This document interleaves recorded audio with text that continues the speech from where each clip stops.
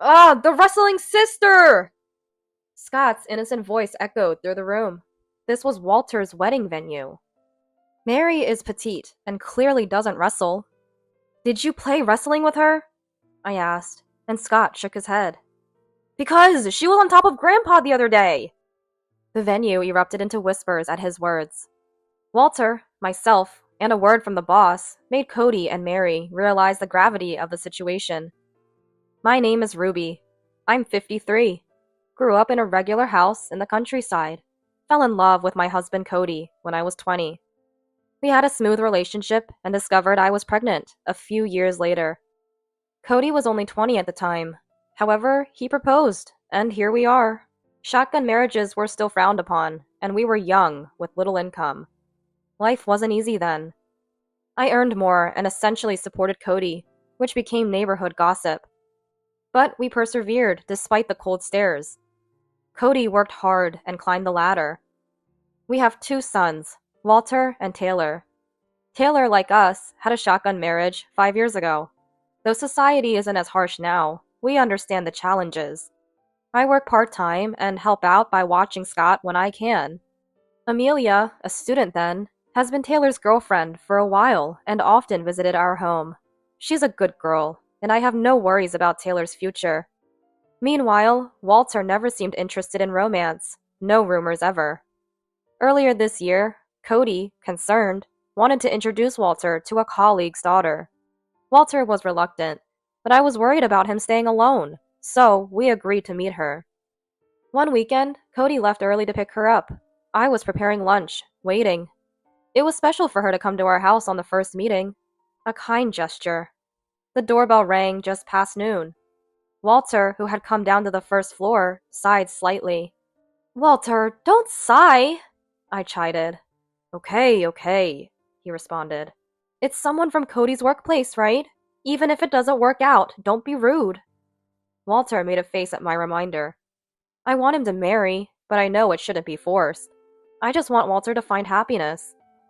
"Nice to meet you. I'm Mary." The woman who entered with Cody was small and cute. "Nice to meet you. I'm Ruby, Cody's wife." "Cody always speaks highly of you. Thank you for coming today." I extended my hand, but she didn't shake it, and instead walked further into the house, saying, "Excuse my intrusion." Her attitude struck me as odd, but maybe that's just how young people are today. "Ah, were you cooking?" Cody asked, entering behind her and looking at the dining area. "Yes, I thought it was about lunchtime," I answered, puzzled by his question. "Oh, Cody and I already had pasta. Sorry," she said in a flirting tone. Cody? Would you normally call your boss by their first name? Despite a lingering sense of unease, I remembered what Cody had mentioned before. In our department, everyone is on friendly terms and we call each other by first names. It seems he said that. "Okay, I should have checked. My bad," I said, recalling his words and smiling. "Come on, Walter, introduce yourself." At my prompt, Walter stood up and greeted her. "Hi, nice to meet you. I'm Walter." "I'm Mary. You look just like Cody. Handsome." No, I mean."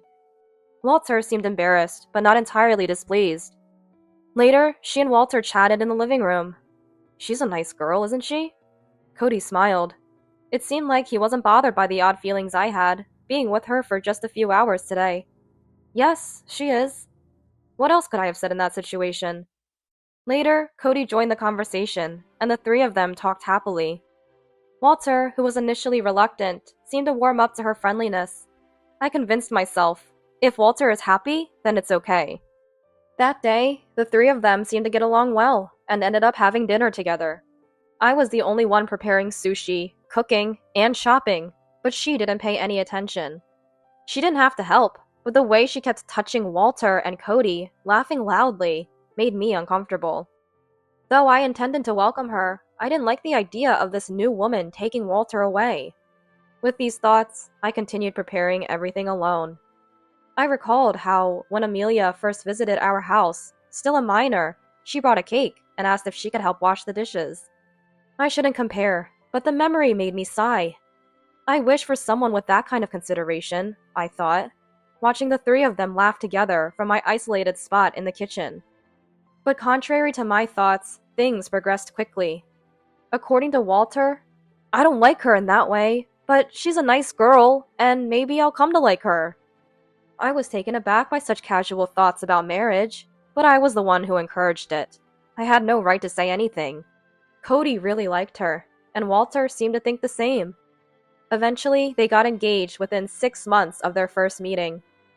Walter and his wife offered to live with us. What a nice daughter-in-law to suggest living together in these times. Mary was well regarded by the neighbors. With a forced smile, I started our life together as a family of 4. Mary continued working, leaving and returning with Cody.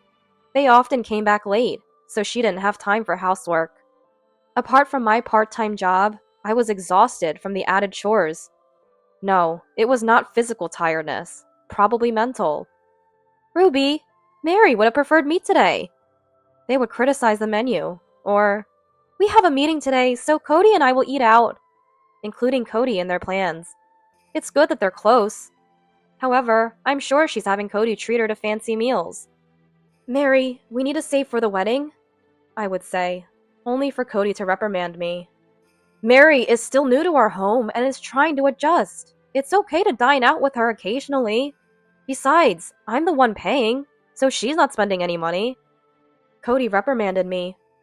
Despite my displeasure with this, Cody didn't seem to notice.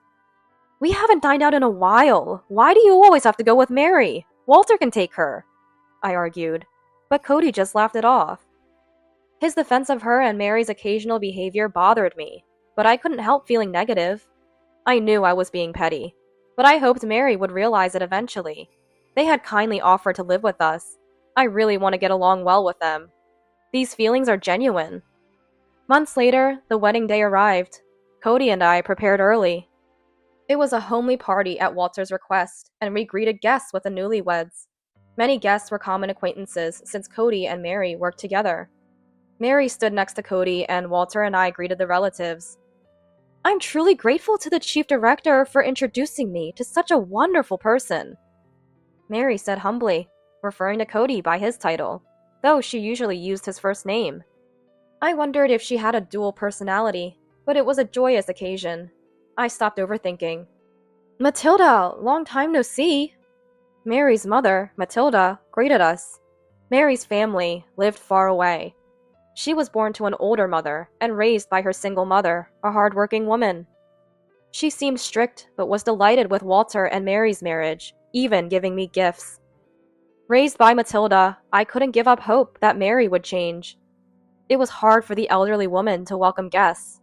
She had been contacted to arrive on time with her brother, and it seemed they had just arrived. It's us who should apologize for not being able to help, Matilda said, bowing her head. Not at all, I replied. Is Mary causing any trouble? She asked. I paused for a moment, but then smiled. She's working hard, and recently she and Cody even looked after our grandson, Scott. She's really become part of the family. Matilda seemed relieved by my words. Taylor and his wife also came. Our grandson Scott is now 4 years old. He seemed excited by the unusual atmosphere today, apparently having been overly energetic at home. By the time he arrived, he was sound asleep. Oh dear. I chuckled at his sleeping face. I was convinced that today would be a happy day with everyone here. The wedding began. The MC guided the event, but it was lively and informal. Mary and Cody were mingling with their colleagues, introducing Walter. Holding the still sleeping Scott, I told Taylor and his wife, "Eat while Scott is asleep." I was fussing over Taylor and his wife, telling them to eat while Scott was asleep. But holding Scott, I noticed Amelia being considerate. After encouraging them to eat at their leisure, I headed towards where Cody and the others were, still carrying Scott. I'm a good daughter-in-law, right? I could hear Mary saying this to a colleague, as if wearing a mask, even from a distance. Then she leaned in to look at Cody's face, seeking confirmation. She really is a wonderful daughter-in-law. I'm so happy that Walter has found such a great daughter-in-law. I felt a twinge of irritation at Cody's words, but inserted myself into the conversation. Hello, thank you for being here today. I'm Cody's wife, Ruby. When I greeted the colleagues, Cody introduced me to them as well. I received congratulations from the colleagues and thanked them with a smile. However, Mary, who heard Cody introducing me, seemed to sour her expression for some reason. Was she annoyed at not being the center of attention? I get along so well with my in-laws. Everyone in the neighborhood says I'm a good daughter-in-law. Right, Ruby? Mary said, turning to me. In the midst of this, she wrapped her arm around Cody's. Wait a minute. Even Cody seemed perplexed by this. Then she took Walter's arm with her other hand, as if claiming both men from me. Her triumphant look seemed to mock me. Then I heard a sweet voice. Grandma? Awake already? I asked. Yeah. It seems Scott finally woke up. Rubbing his eyes, still sleepy, he looked around. Trying to hide my agitation, I said, Cody, Scott's awake. And just then, Ah, the wrestling sister! Scott said, pointing at Mary with a happy smile. Wrestling? Mary? The colleagues around us started laughing. Hey, don't say such things. I scolded Scott. I didn't know what he was thinking, but Mary's face seemed to stiffen. Did she play wrestling with you the other day? I said, laughing it off. Scott shook his head. Because she was on top of Grandpa before. His words echoed among the colleagues. What? I muttered in surprise. Seeing Cody and Mary turn pale, I was at a loss for words. What? Mary was on top of Dad? Walter spoke up in my stead. His questions stirred the venue into commotion. The laughter and smiles of the colleagues disappeared. Walter's voice must have been loud. It attracted everyone's attention. What do you mean by that? Walter shouted. Maybe it's a misunderstanding. Mary, still pale, forced a smile and said to Walter, When I asked him what he was doing, he said they were playing wrestling. Scott said, puzzled. On the bed? Walter asked Scott. Yeah. Walter spoke again, hesitantly asking, Were you wearing clothes? Scott shook his head in response, meaning they were not clothed. I felt drained. I almost collapsed. Holding Scott tightly to prevent dropping him, my legs wobbled. A colleague offered me a chair in response. No, it's just a 4-year-old speaking. Don't take it seriously. Cody laughed, but I could see sweat on his face. What do you mean? Did you get involved with a subordinate? And even your son's wife? The boss, who had arrived first and had been greeted by Cody and Mary, questioned. No, I didn't. Cody protested, but the boss looked stern. I'm not at fault. He forced himself on me. Mary pretended to cry, unconvincingly. I couldn't forgive Cody or Mary's behavior. I accused, Did you marry Walter just to live with Cody? Cody and Mary both looked at me. Hey, don't say such things! Don't believe it! Cody said hastily, trying to excuse himself. I've been suspecting something strange. If you planned this from the beginning, then your behavior towards me makes sense. I said, outraged. However, Mary, acting like an actress, shed tears and shook her head. Ruby, that's terrible! Who's really terrible here? Both of you! Get out of the house! Walter defended me. You're not wanted at the company either. We don't need people who disrupt the order. The boss added. The two finally seemed to grasp the seriousness of the situation. Mary, still pale, wailed, while Cody tried to ingratiate himself with me and the boss. The wedding ended in the worst atmosphere. I kept bowing to the departing guests, but everyone was kind, saying, It's not Ruby's fault. Don't push yourself. Their words were a small comfort amid the misfortune.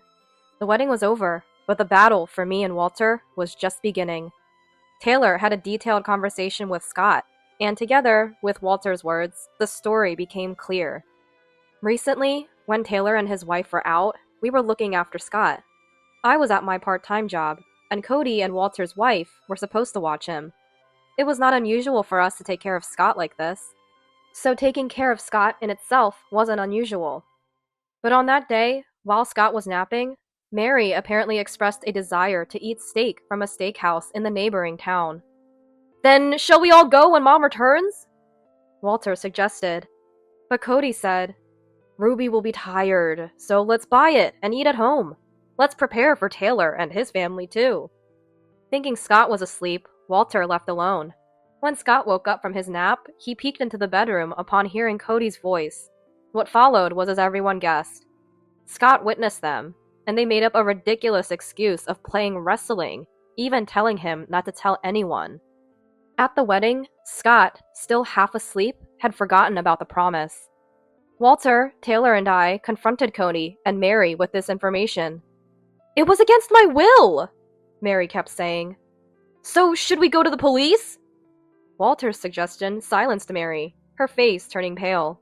"Ruby, haven't we always overcome everything together?" Cody pleaded with me. It seemed he didn't want a divorce. "Yes, that's why I never expected to be betrayed like this," I retorted. "I just gave in to impulse." Cody kept his head down, but Mary seemed displeased with his words. "Wait, what? Gave in to impulse? Weren't you the one who said to marry Walter because you wanted to live together but couldn't divorce?" Mary burst out angrily. Her words were inconsistent, sometimes denying, sometimes affirming. They seemed to have reached their limit with lies. The more they talked, the less their stories aligned. My sons and I sighed heavily at them. Seeing us, Cody and Mary bowed their heads again. It was truly pathetic. Was this the Cody I knew? I felt like crying. "Anyway, pack your things and leave," I said. "Ruby! Ruby!" Both of their voices overlapped. "Don't call me by my name!" Even hearing my name from them was nauseating. "For the divorce settlement, Mary owes me $20K, Cody owes me $10K, and Cody owes Walter $20K. Mary owes Walter $10K. A total of $60,000. I will make sure to claim it." They turned pale. Their hands trembled as if frozen. "That's not enough for what Scott saw. Demand compensation for him too, Taylor." Walter spoke to Taylor. "Yeah, the hurt Scott has can't really be compensated with money. Don't forget that." Taylor added. Cody bit his lip deeply. There might still be some awareness in him of being a grandpa, but even that awareness, just for today. "Also, the mortgage of this house is mine. The ownership is mine. I have no obligation to let you stay, so this isn't a joke." They must have realized our seriousness. Despite my irritation at their silence, we must have inflicted at least half the damage we suffered. Walter and I looked at each other and laughed at the ridiculousness of the two. Eventually, the incident spread throughout the company, and they were forced to resign. Their severance pay, being joint property, was properly divided in the divorce. They had to borrow from relatives to pay the settlement. Everyone at the wedding was disgusted with Cody. I wondered if anyone would lend him money. Mary received an apology and payment from Matilda. Matilda, though deeply distressed and elderly, came to apologize, and I couldn't say anything against her kindness. Though she paid, it seemed she was cutting ties with Mary.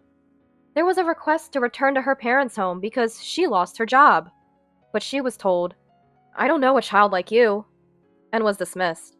She is an adult now. She should take responsibility for herself and live her life properly. And as expected, the relationship between Cody and Mary didn't work out. They broke up. I heard rumors they were bad-mouthing each other, but I truly didn't care. Then, the life of just Walter and me began. It's a stress-free, happy, everyday life.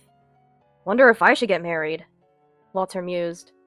"Do whatever you like," I said, laughing it off. Walter was hurt by marriage. I couldn't push him towards another one. However, years later, Walter said he had something to tell me. "I found someone I want to marry." I can't express how happy I was to hear that. The girl he introduced was a junior colleague at his company. What happens next is uncertain, but Walter and I still have so much ahead. Life is long. I believe there's always a path to happiness.